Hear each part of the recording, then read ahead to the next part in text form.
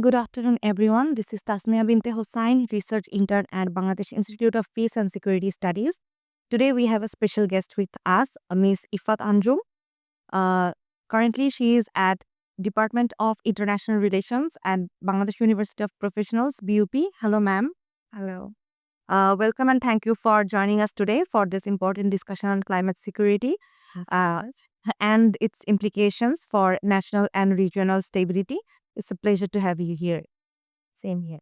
Ma'am, can we start? Please. Okay. My first question to you is in South Asia, climate change induced displacement is becoming more frequent due to rising sea levels, extreme weather events, and resource scarcity. How do you assess the interplay between climate change and migration patterns in this region, and what key factors determine whether displacement is temporary or it leads to permanent migration? All right.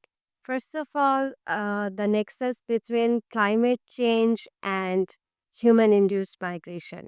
It's a very tricky interplay in between climate change and human interaction. Because when we tend to understand the underlying reasons behind relocation, resettlement, or human mobility, then there are multiple overlapping factors. So we cannot just predict it, or we cannot just anticipate it as a 2 plus 2 is equal to 4 solution. So there are many more driving factors. There might be economic factors. There might be climate induced economic insolvency.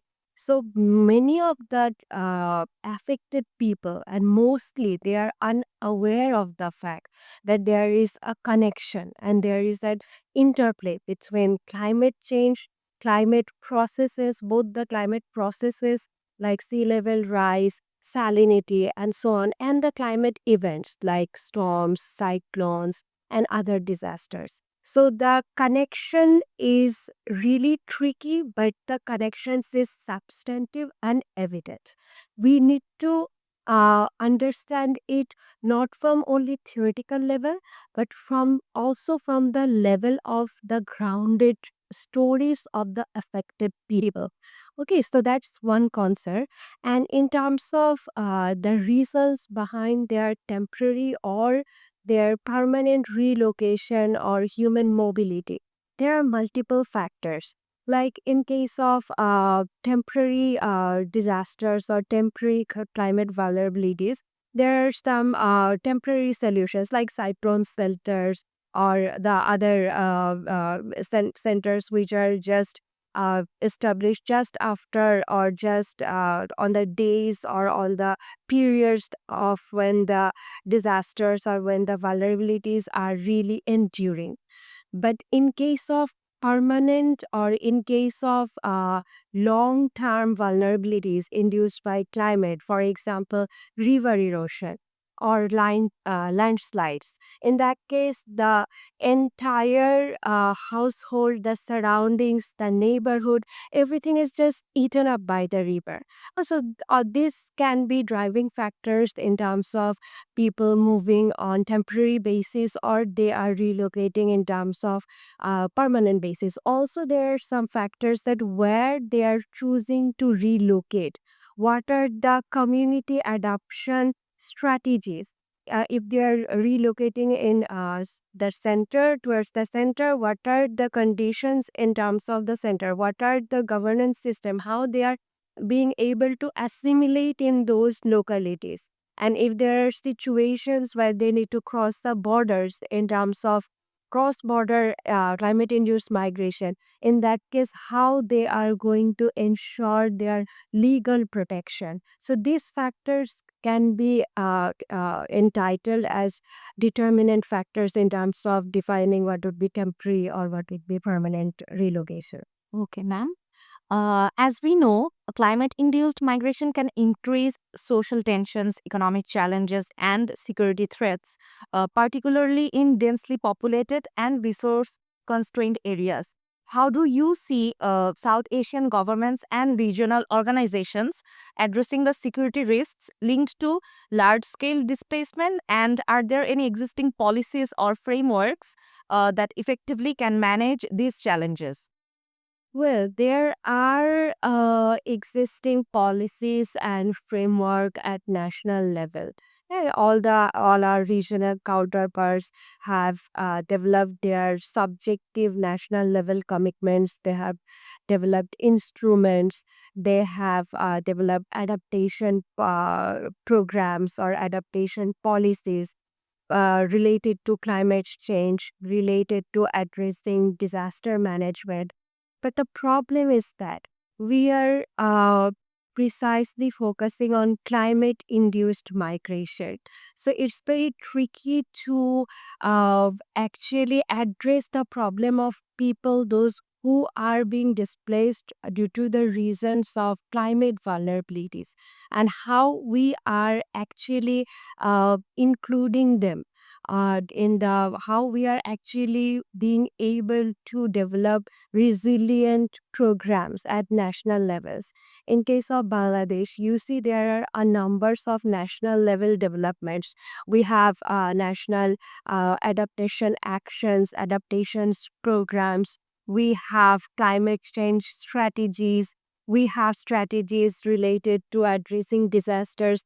Even we have strategies to address internally displacement or internal displacement due to disaster prone events or activities. But the problem is that either these existing frameworks or mechanisms are comprehensive, they are not dedicated, or they are not precisely focusing on the issues related to climate induced migrants. And even if they are focusing on disaster related or disaster prone areas or disaster affected people, most of the frameworks are focusing on immediate disaster management. So, in case of slow disaster, slow climate processes, slow climate vulnerabilities, this sort of long term and comprehensive mechanism is totally absent if you try to look focus on Bangladesh or even its neighboring counterparts. So that one loophole I would identify in terms of climate-induced migration, that a comprehensive and dedicated national level framework is absent there. Okay, nice. Um, while individual South Asian countries have their own climate adaptation and disaster response strategies, there is often a lack of coordinated regional approach. What do you think? What role do you think regional bodies like SARC or BIMSTEC can play in fostering cross-border cooperation on climate migration, and what policy gaps need to be addressed for a more effective regional response? Okay, so first of all, when we tend to understand uh, the problem from a regional level, uh, elevating from national level or global level, when we are trying to see the problem from regional level. And that is very important because the pressure of cross-border climate-induced migrants are mostly being endured by our neighboring counterparts. So it's really crucial that we have a regional mechanism or instrument to address the problem. But if we try to understand the existing policies and frameworks which are available, most of them are like paper triggers, like the strategies or action plans that has been developed by SARC, or there are some recent developments and programs induced by BIMSTEC, but none of them are really concerned about the issues when people are crossing border, even within South Asia. The moment people are crossing border, they are being subjected to legal protectionism. They are being subject to criminalization. They are being subject to the impacts of non-assimilation. Why? Because none of the South Asian regional counterparts, except Afghanistan, has signed or ratified the existing refugee regime even.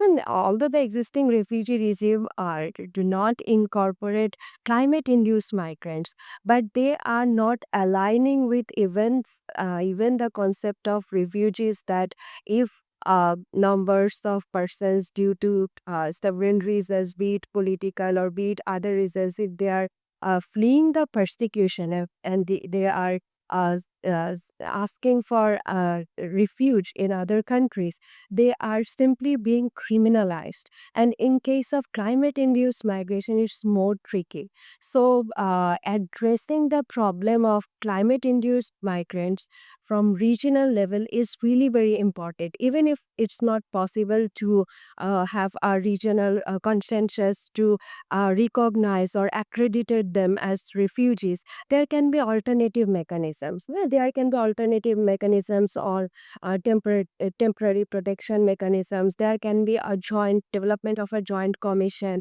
There can be similar projects like Colombo process that we have to address the issues of our labor migrants. And because we are being economically privileged, or we are having economic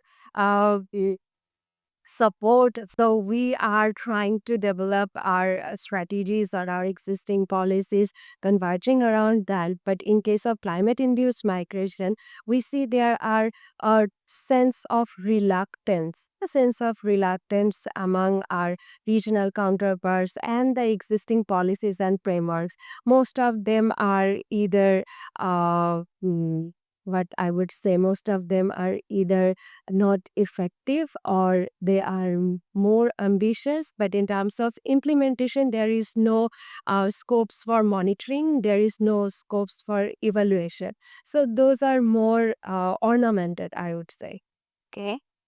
My last question to you is displaced communities often face challenges related to livelihoods, legal recognition, and access to basic services.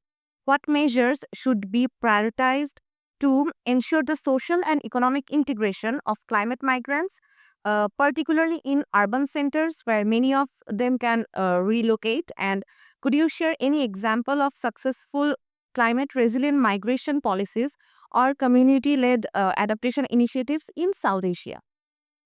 Okay, so for the urban centers, for example, divisional cities of Khulna, where most of the coastal migrants are just jumbling up, or the divisional centers of Dhaka, where most of the people are migrant people from Shuryakpur, or migrant people from Faridpur or Matripur, those who are affected by river erosion or other climate-induced vulnerabilities, they are just creating a huge crowd. And for those divisional cities and also for the center, it's really a very overburdening situation, right?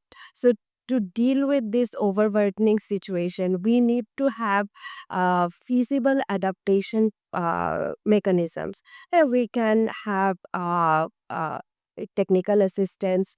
We can develop the relocation programs. We can develop relocations programs on the basis of temporary migration, because there are some tendencies from the people when they have already migrated from and climate vulnerable areas to an urban area. There are sometimes tendencies not to go back to their origins. And so this sort of mechanisms need, there should be proper mechanisms to monitor. There should be proper mechanisms that how the cyclone centers, how the technical centers are basically dealing up with those issues of immediate after the incident of vulnerabilities, when they are being they're not being or they have already passed that period of vulnerabilities. We need to concentrate on that fact first. Secondly, in terms of community adaptation, that is really important. In case of people who have migrated on permanent basis, we need to ensure effective instruments so that the human potential can be utilized fully.